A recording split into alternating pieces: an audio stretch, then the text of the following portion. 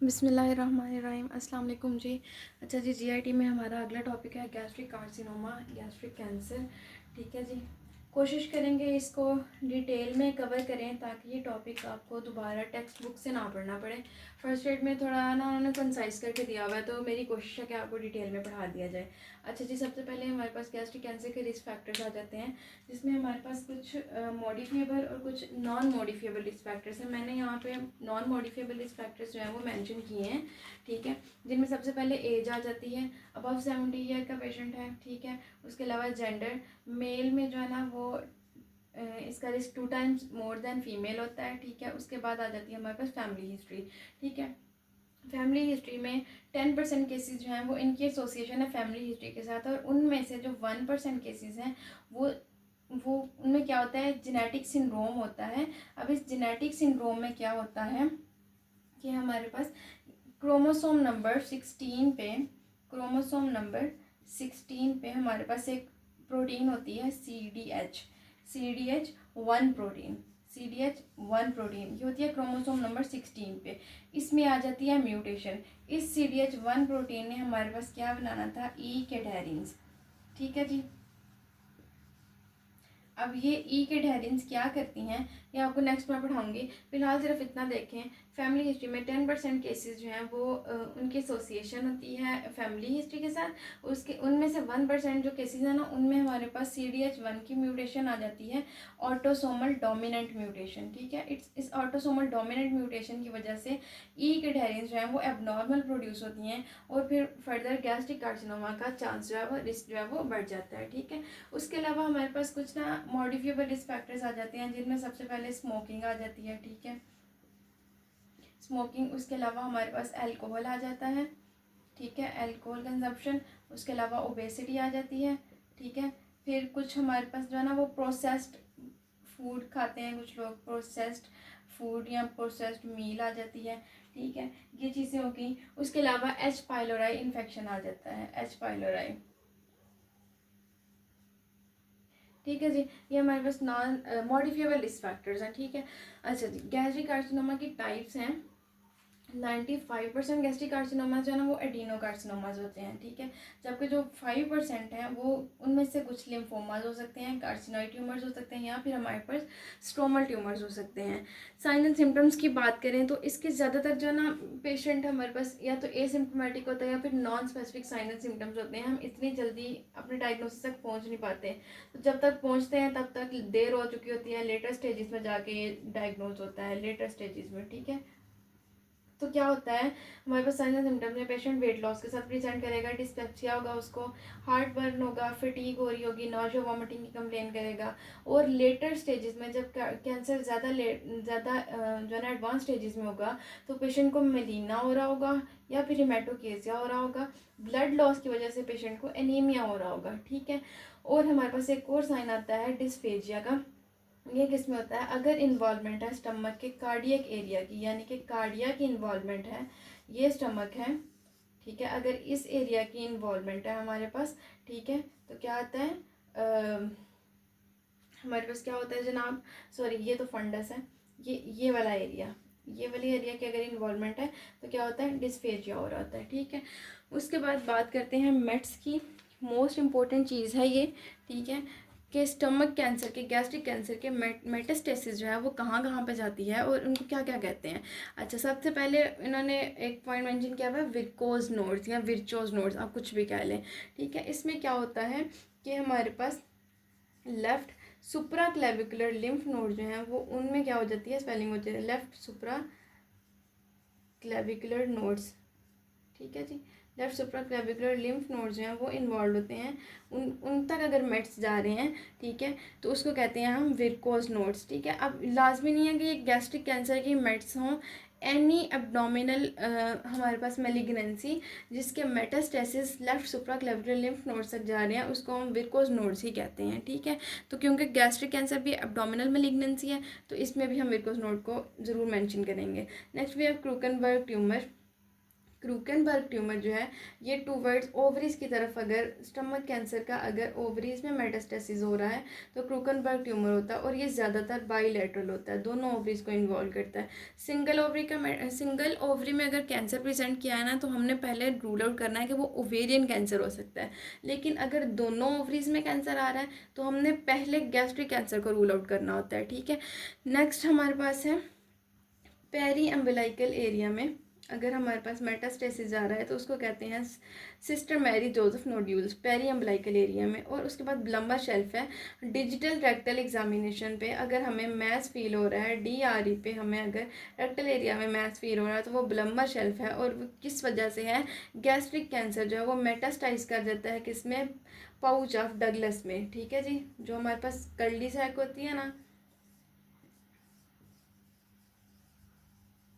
Recto uterine pouch, uterus और rectum के बीच में एक जो ये पाउच होता है ना, यहाँ पे अगर स्टमक कैंसर आ रहा है तो इसको कहते हैं हम ब्लम्बर शेल्फ। और जब हम डिजिटल रेक्टल एग्जामिनेशन करते हैं तो हमें जो है ना वो इस तरह से मैसेज फील होते हैं, ठीक है। ये है हमारे पास ब्लम्बर शेल्फ। नेक्स्ट हम देखते हैं जनाब के हमारे पास जो ये स्टमक कैंसर आता है, ठीक है, इसको हमने डायग्नोज कैसे करना होता है, ठीक है जी। अच्छा जी,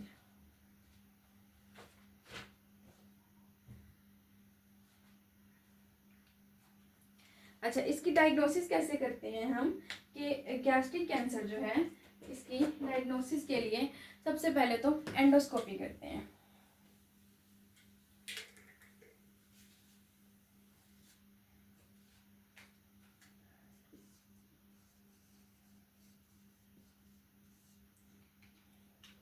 फर्स्ट ऑफ ऑल हमारे पास आ जाती है एंडोस्कोपी, ठीक है। जब भी एंडोस्कोपी करेंगे बायोप्सी तो ज़रूरी लेंगे, एंडोस्कोपी और साथ में आ गई बायोप्सी। इमेजिंग टेक्निक्स में हम कर लेते हैं CT स्कैन, ठीक है, CT चेस्ट कर सकते हैं, CT कैप कर सकते हैं, चेस्ट एब्डोमेन एंड पेल्विस, ताकि हम मेट्स देख सकें, ठीक है। उसके अलावा हम क्या करते हैं जनाब, TNM स्टेजिंग करते हैं इमेजिंग की बेस पे, ठीक है, या तो CT की बेस पे या फिर हम किसकी बेस पे करते हैं, MRI की बेस पे। इसी TNM स्टेजेस की बेस पे हम देखते हैं कि गैस्ट्रिक कार्सिनोमा की कितनी स्टेजेस होती हैं। ये ना कभी कभी MCQ आ जाता है कि ना पेशेंट प्रेजेंट किया है तो उसको गैस्ट्रिक कैंसर था, तो स्टेजिंग पे हमें पता चला है कि फलां जगह तक इन्वॉल्वमेंट है, तो बताएंगे कौन सी स्टेज है, ठीक है। अच्छा, अब क्या होता है TNM स्टेजिंग में,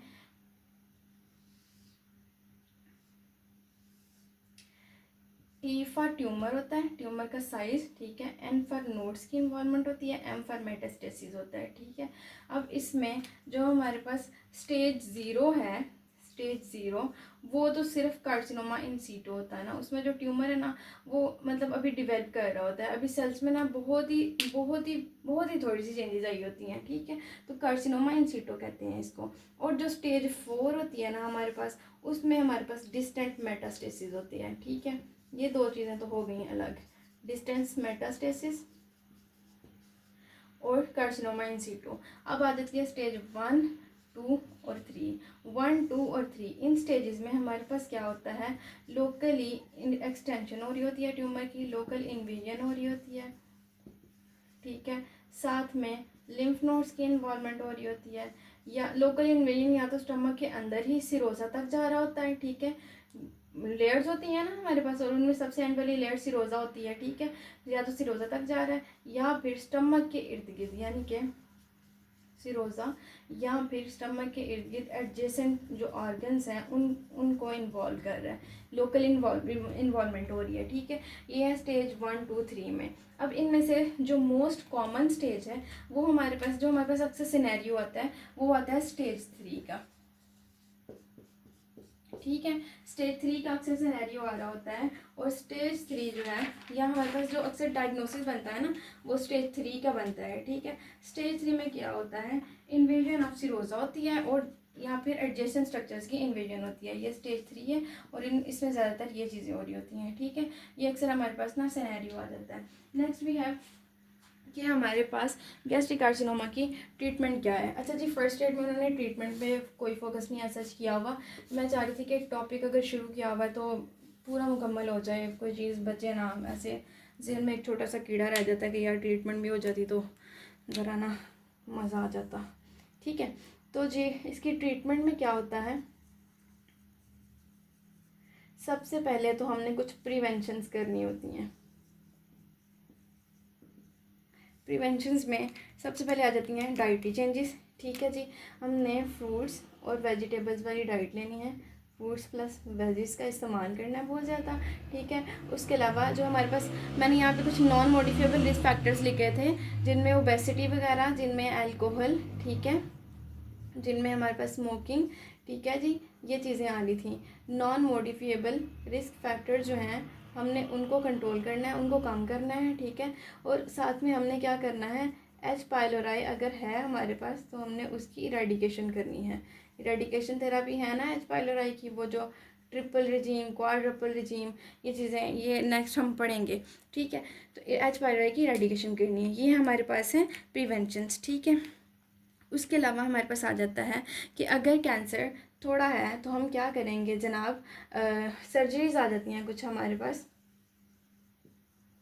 ठीक है, जिनमें एक हम एंडोस्कोपिक डिसेक्शन कर सकते हैं। ठीक है, एंडोस्कोपिक एब्लेशन और रिसेक्शन कर सकते हैं। ठीक है, और अगर कैंसर जो है वो थोड़ा एडवांस स्टेज पे है तो हम सब टोटल या टोटल गैस्ट्रेक्टमी कर सकते हैं। ठीक है, सब टोटल या इसको पार्शियल भी कहते हैं, और टोटल गैस्ट्रेक्टमी। ठीक है जी, उसके अलावा हम क्या कर सकते हैं, कीमोथेरेपी कर सकते हैं। ठीक है, कीमोथेरेपी नियो एडजंक्ट और एडजंक्ट कीमोथेरेपी। ठीक है, और इसके अलावा हम कुछ क्या कर सकते हैं जनाब, इम्यूनोथेरेपी कर सकते हैं, यानी कि कुछ एंटी एंटी जो हमारे पास होती है ना मोनोक्लोनल एंटीबॉडीज़ देते हैं, इम्यूनोथेरेपी। ठीक है, ये चीज़ें हैं हमारे पास, बहुत ज़्यादा डिटेल में जाने की ज़रूरत नहीं है, अभी तक के लिए इतना ही था। ये था हमारे पास गैस्ट्रिक कैंसर का। आई होप मैंने आपको सारी चीज़ें समझा दी हैं। अच्छा जी, एक छोटी सी बात जो उन्होंने फर्स्ट एड पे मेंशन की हुई है, मैं आप लोगों को थोड़ा सा डिटेल में उसका समझा दूँ। उन्होंने मेंशन किया हुआ है इंटेस्टिनल गैस्ट्रिक कार्सिनोमा और डिफ्यूज़ गैस्ट्रिक कार्सिनोमा। इंटेस्टिनल में तो ऐसा कुछ भी नहीं है, बस उसमें वही है कि वो एच पाइलोरी वगैरह के साथ एसोसिएशन होती है। मैं आप लोगों को समझाना चाह रही थी डिफ्यूज्ड गैस्ट्रिक कार्सिनोमा में उन्होंने ना ई के एडहेरेंस का जिक्र किया है। मैंने आपको पढ़ाया है अभी भी कि जो हमारे पास 1% जो फैमिली की एसोसिएशन, फैमिली हिस्ट्री की एसोसिएशन है ना, वो जेनेटिक सिंड्रोम के साथ है। ठीक है, जिसमें मैंने पढ़ाया कि CDH1 प्रोटीन होती है। ठीक है, जो कि CDH1 होती है जो कि हमारे पास क्या करती है, ई कैडेरिन को कोड कर रही होती है क्रोमोसोम नंबर 16 पे। ठीक है, इसमें आती है autosomal dominant mutation. Autosomal dominant mutation की वजह से ई कैडेरिन्स की म्यूटेटेड ई कैडेरिन्स प्रोड्यूस होती हैं, और ये जो म्यूटेटेड ई कैडेरिन्स हैं ये आगे कैंसर करवाती हैं। कैसे करवाती हैं, दो सेल्स के बीच में जो जंक्शन होता है, ठीक है, वो कैसे होता है, वो ई कैडेरिन्स ने इनको एक दूसरे के साथ जो है वो क्या किया होता है, एक दूसरे के साथ जोड़ा होता है। ठीक है, ई कैडेरिन्स में क्या होता है जनाब, म्यूटेशन आ जाती है तो सेल्स आपस में ना प्रॉपरली ऐसे इंगेज नहीं रहते, तो सेल्स जो है ना वो थोड़े से लूज़ होने लग जाते हैं, और जब ये सेल्स जो हैं ये लूज़ होने लग जाते हैं तो इनमें फर्दर चेंजेस आने लग जाती हैं, शेप में चेंजेस आने लग जाती हैं। ठीक है, और इनके अंदर जो है ना, क्योंकि म्यूटेशन है तो सेल के अंदर जो ई कैडेरिन्स का सेल के अंदर भी रोल होता है। ठीक है, जो अंदर भी चेंजेस आने लग जाएंगी, तो एज अ रिजल्ट क्या होता है हमारे पास सेल्स में, ठीक है, क्या उसका नाम है, सेल्स में ओवरऑल चेंजेस आने लग जाती हैं, और ये एबनॉर्मल जो हैं एबनॉर्मली ग्रो करने लग जाते हैं। सेल्स के अंदर की लोकल जो एक स्ट्रॉन्ग स्टिकिंग थी ना वो ख़त्म होने लग जाती है। ठीक है, तो सेल्स जो है ना ओवर ग्रो करने लग जाते हैं, और बहुत बहुत ज़्यादा सेल्स जो है ना वो ग्रो करने लग जाते हैं, तो ऐसे सेल क्या बनता है हमारे पास, मेट्स बन जाते हैं। ठीक है, छोटू सा कॉन्सेप्ट था, बहुत ज़्यादा कोई रॉकेट साइंस नहीं थी, ज़्यादा डिटेल में जाने की ज़रूरत नहीं थी। अच्छा जी, ये टॉपिक यहीं तक था। नेक्स्ट हमारे पास छोटे छोटे से 2 और टॉपिक हैं, वो एक छोटी सी वीडियो में कवर करते हैं, और अभी तक आपको कोई मसला हो you can ask me. Thank you.